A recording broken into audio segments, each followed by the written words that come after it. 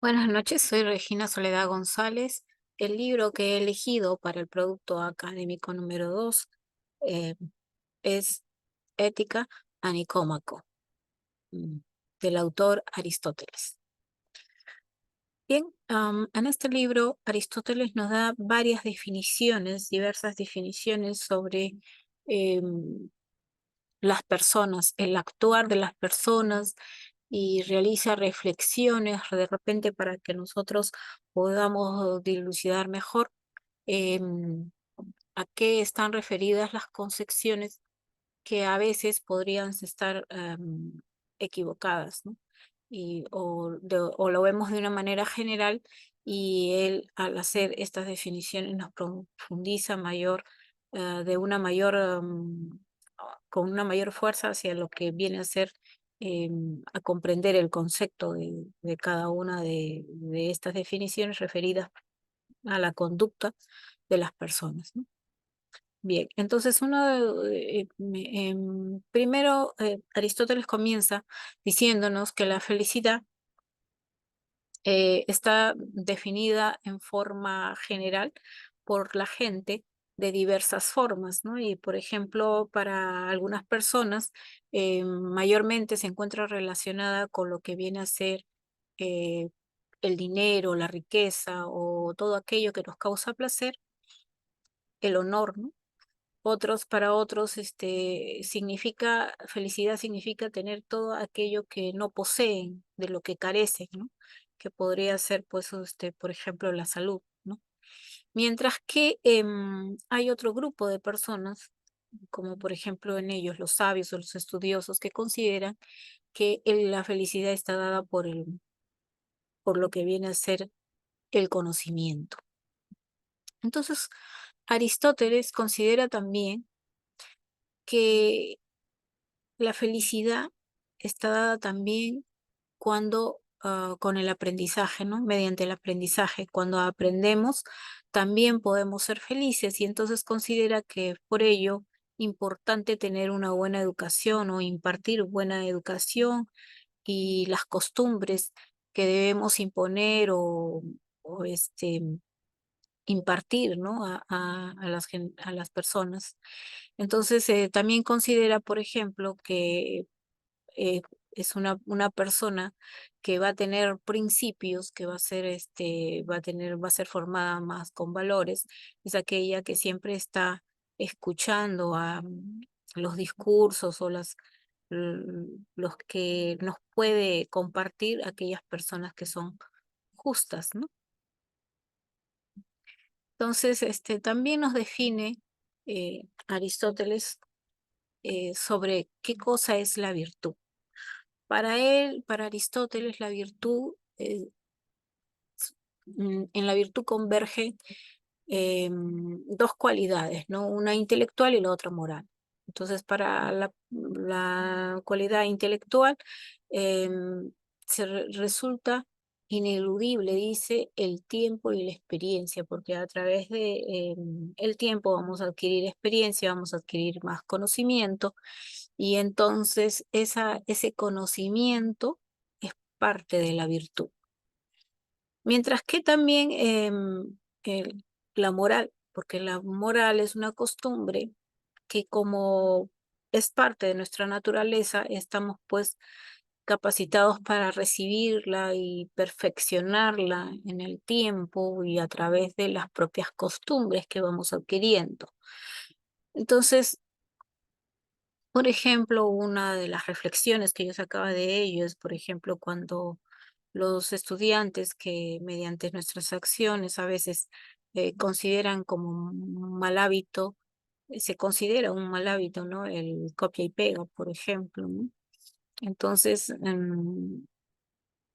al hacer esto, no extendemos nuestro raciocinio, inhibimos nuestra capacidad reflexiva y de análisis y actuamos conforme al facilismo.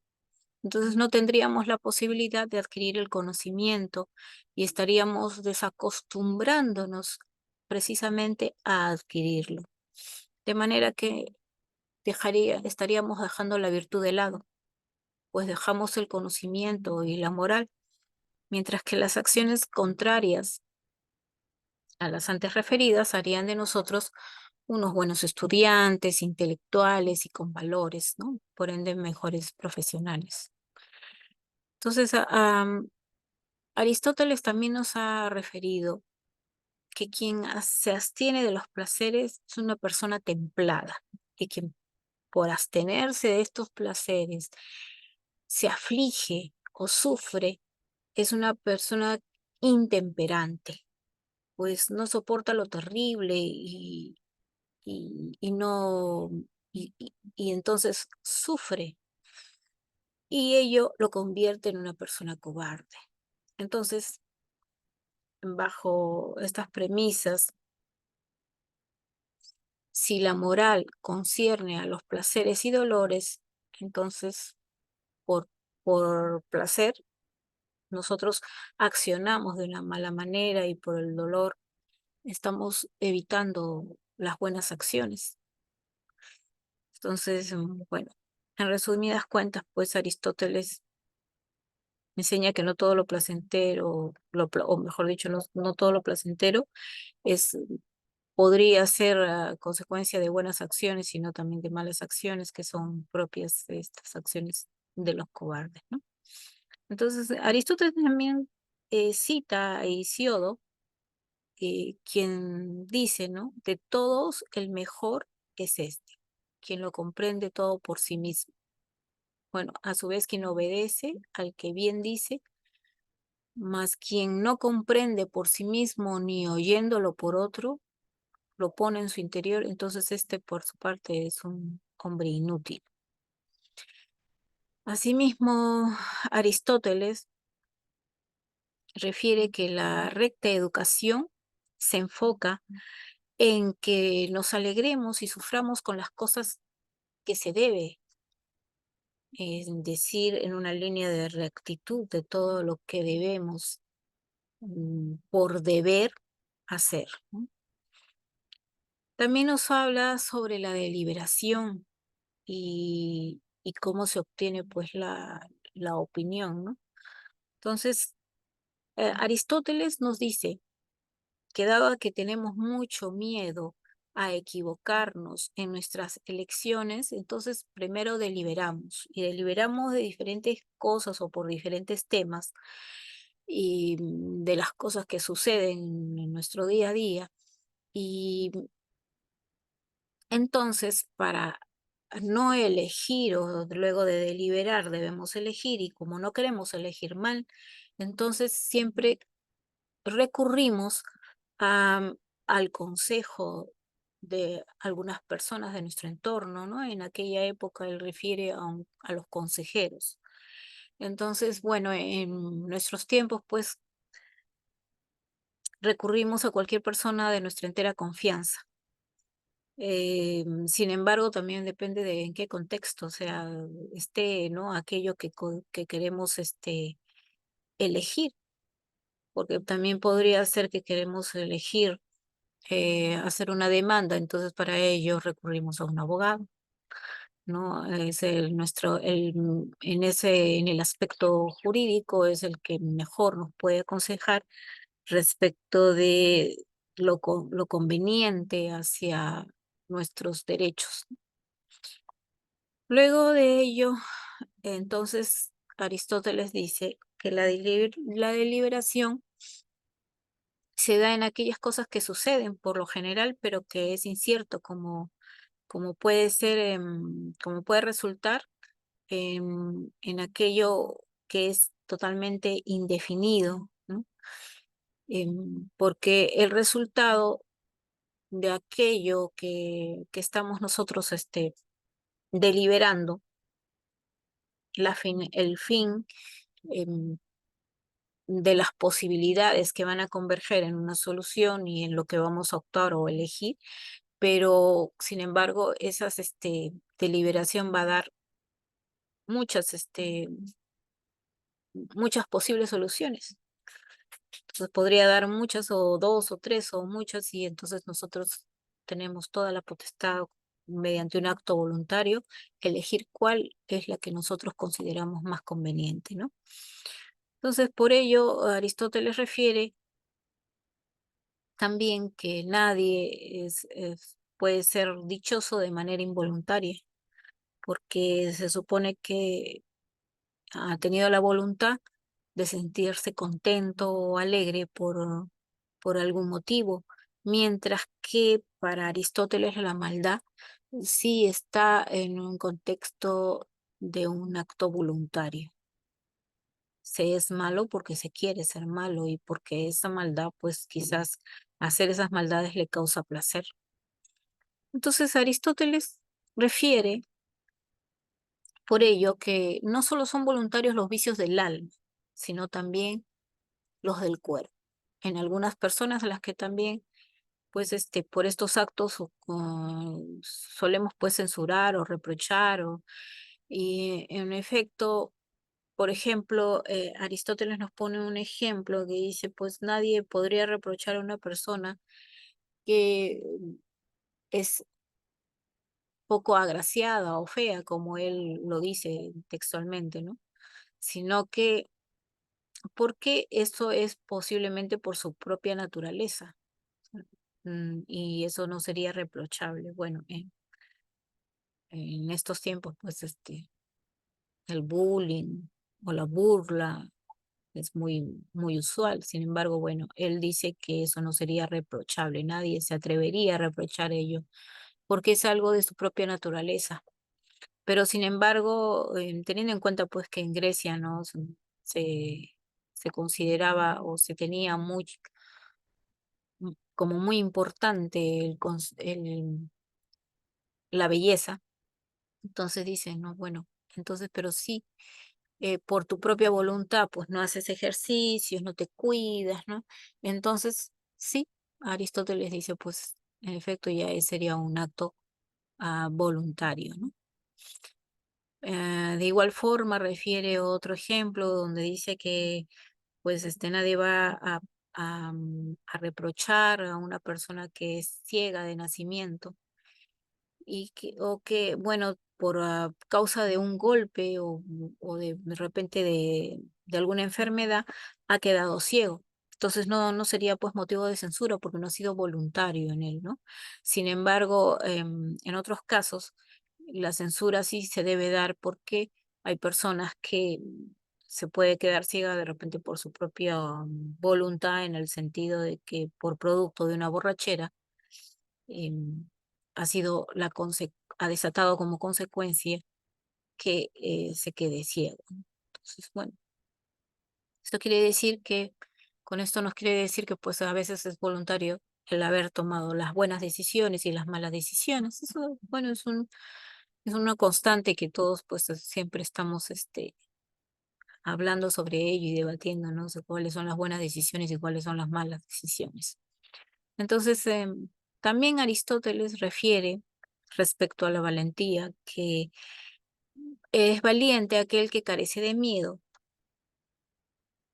pero si es valiente, pues aquella persona que carece de miedo con relación pues a tener una muerte honrosa, ¿no? En aquel tiempo se consideraba pues mucho o sea, la mayoría de varones eran pues soldados y entonces ellos consideraban que en la guerra pues no tenían miedo y eran valientes porque por las propias circunstancias que se vivían en aquella época pues tenían que enfrentarse y bueno, no obstante considera Aristóteles que esa valentía se le daba por el conocimiento, porque en la práctica, en la experiencia, ya tenían un conocimiento sobre cómo debían enfrentar una guerra y entonces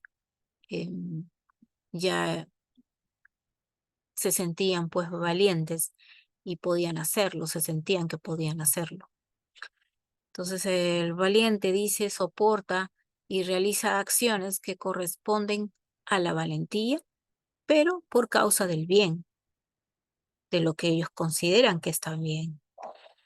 Mientras que hay otros pues que se exceden, ¿no? Y que lo hacen porque, bueno, no sienten miedo, no tienen, y para eso Aristóteles considera que no hay un nombre. Em, es, por ejemplo, en la actualidad, ¿no? Esto estaría comparado a aquellos que hacen estos actos, temerarios, ¿no?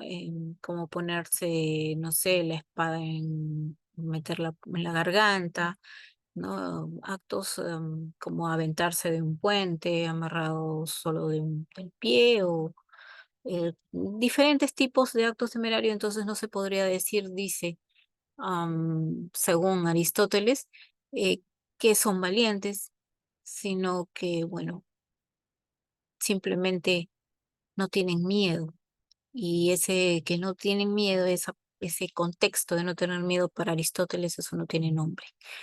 Entonces, eh, considera que la valentía es consecuencia de la experiencia en algunos casos, y así también cita a Sócrates, quien dice, refiere a Aristóteles, que pensó que la valentía era conocimiento. Bueno, asimismo, Aristóteles también nos habla sobre lo intemperante. ¿Y qué es lo intemperante? Para Aristóteles recibe este nombre a aquel que se aflige más de lo debido porque no alcanza aquellas cosas que le causan placer, las cosas placenteras. Y, y sin embargo, ese placer mismo le produce aflicción. Mientras que para la persona templada em, recibe este nombre porque no se aflige ante la ausencia de lo placentero. Entonces el intemperante desea todo lo que es placentero y, y todo lo que le causa placer, y se deja llevar por el deseo, y hasta el punto que nada puede ser más importante que recibir ese placer, ¿no? Y más bien se aflige cuando pierde ese placer o esa cosa que le ha causado placer, y siempre está deseando tener el placer. O sea, es un deseo que jamás se pierde ni llega a su fin, ¿no? Entonces la intemperancia para él, para Aristóteles, debe considerarse pues como un acto voluntario, en mayor medida que la cobardía, porque para él la intemperancia se origina, pues como hemos dicho, por el placer, y mientras que la cobardía es un acto de dolor porque prefiere evitar, o sea, elige evitar. Entonces más bien es una elección de evitar algo. Por eso, en menor medida, es un acto que parecería voluntario, pero en menor medida, aunque al tenerlos ahí, al dilucidarlos de manera conjunta, pues tanto la intemperancia como la cobardía eh, son cosas voluntarias, ¿no? Pero en menor medida la cobardía, nos refiere Aristóteles, pues porque es una elección que lo conduce a la evitación. En cuanto al nombre de intemperancia, Aristóteles refiere que, bueno, yo imagino que en aquel tiempo, ¿no? Se aplicaba a las faltas infantiles, y por hallarle semejanza, entonces llama así intemperancia a, a esa voluntad, ¿no? De la persona de solamente querer sentir placer. Entonces es eh, respecto de lo que Aristóteles considera que es un hombre generoso. Él ha referido que el hombre generoso es aquel que es elogiado porque es un hombre templado, porque, porque siempre está dispuesto a dar y sobre todo a dar dinero, pero entrega ese dinero a quien debe, refiere Aristóteles, y toma ese dinero de donde debe, pues es parte de su virtud. O sea, el hombre generoso es también un hombre que se conduce en rectitud, pues reparte el dinero o da ese dinero o eso, o los bienes que considere, los da, pero son de su uso, son de él, le pertenecen a él, le corresponden a él, y por ello dice, los toma de donde debe. No, no es que los toma de donde no debe o los roba, ¿no? Entonces es un hombre recto y por eso se le considera un hombre generoso. Entonces, asimismo, para Aristóteles, los hombres virtuosos y los generosos son apreciados más que nadie, pues son benéficos y suelen dar y compartir. Por otra parte, hay quienes, para Aristóteles, dicen, ¿no? Pareciera que son generosos, pero aquello que reparte de repente no han sido adquiridos por propia mano, sino que han sido heredados y que son parte de su patrimonio, del patrimonio que le ha sido heredado. Entonces, para Aristóteles, el hombre generoso va a dar y gastar todo lo que debe, lo que puede y la cantidad que debe, tanto en lo pequeño como en lo grande. Y eso que hace, lo hace con gusto. O sea, no es que yo voy a dar y entonces dejo de repente de pagar a otra persona, no, no, no. Entonces, para que sea un acto generoso, tiene que cumplir con los estándares o requisitos que he expresado, ¿no? Y por otra parte, Aristóteles también refiere que existen las personas pródigas. Las personas pródigas, pues, son aquellos que desperdician y consumen en gastos inútiles, ¿no? Su patrimonio o sus bienes o su dinero. Bueno, entonces él refiere que la mayoría de los pródigos toman el dinero de donde no deben. Y por eso mismo también él considera que los pródigos, a pesar de que pueden desperdiciar el dinero, son avaros, porque ellos no han producido ese dinero, el dinero que gastan, que reparten, que malgastan en cosas inútiles. Entonces ellos no lo han producido y por eso los considera que son avaros.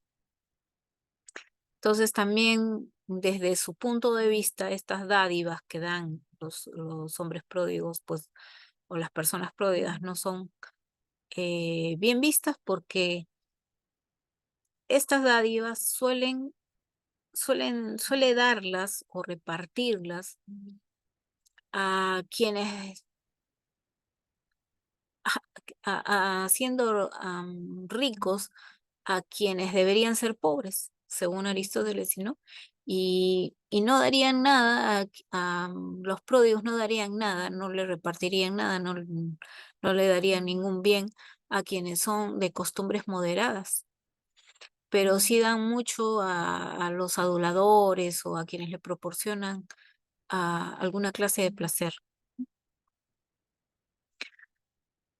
Entonces, también Aristóteles nos dice que existen los ahorrativos, los agarrados, los mezquinos, ¿no? Que son aquellas personas que, bueno, no gastan su dinero y lo guardan, pero ellos a su consideración, esto se da porque son en honestidad, prevén y entonces quieren guardar su dinero para no verse obligados a realizar una situación que se considere pues indigna. Entonces, también Aristóteles nos refiere que los tiranos eh, que devastan ciudades, saquean templos, o los malvados, los impios, los injustos, los truanes, ¿no? O los salteadores, los que roban, son avaros. ¿Por qué? Porque ellos no han producido ese dinero, ¿no? Incluso hay una parte también donde Aristóteles nos refiere que cuando hemos sido víctimas de un hurto, hemos hecho una transacción involuntaria, ¿no? Entonces, mm, bueno, es para analizar bastante esto, pues sí, es verdad, ¿no? Las transacciones no solo son voluntarias, sino también involuntarias. Entonces, bueno, Aristóteles también refiere que es razonable desde su perspectiva que se diga que la avaricia es opuesta a la generosidad, porque es un vicio. La avaricia él lo considera como un vicio y es un vicio mucho mayor que la prodigalidad a su manera de ver, ¿no? Y la gente, pues, caen en error, según refiere Aristóteles, porque, porque llaman a veces a la prodigalidad como la generosidad. Y entonces, pues no, como ya hemos visto, la generosidad se desprende de de aquella persona que es recta y que en rectitud da, pues, comparte su dinero, ¿no? O sus bienes. Bueno,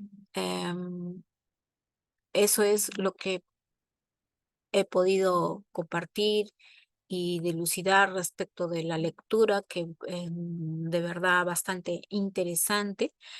Y no solamente por lo que se obtiene, por el conocimiento que se obtiene, sino que además ayuda mucho a obtener la reflexión necesaria respecto de nuestros actuares constantes en la vida diaria, ¿no? Respecto de lo que hacemos y de lo que es correcto y consideramos a veces correcto y bueno, ¿no?